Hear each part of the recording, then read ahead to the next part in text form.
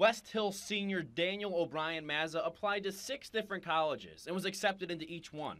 But he thinks it was more than his grades that got him in. I think the determining factor was the essays that I wrote to the schools, because I really tried to present who I was in the essays, and I really think I did a good job of saying who I was and why I would be a good candidate for the school. A USA Today report says admissions officers at some of the U.S.'s top schools don't look at a prospective student's GPA. West Hill counselor James Wickersham says O'Brien Mazza's story might be part of a trend in some schools. If the school's not looking at any of that, then I guess I'm not sure what they're looking at. It must be based on some kind of an interview and an impression they get from how the student comes across when they meet with them on campus and talk to them. Locally at Lemoyne College, Dean of Admission Denny Nicholson says they perform an academic and character review of each applicant, where GPAs can be a determining factor.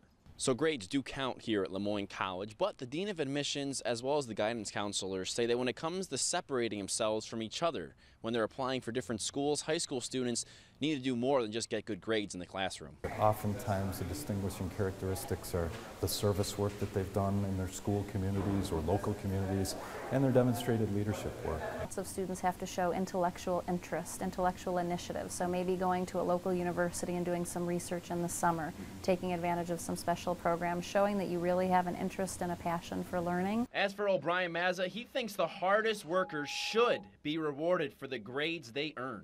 Reporting from Syracuse, I'm Tom Eschen.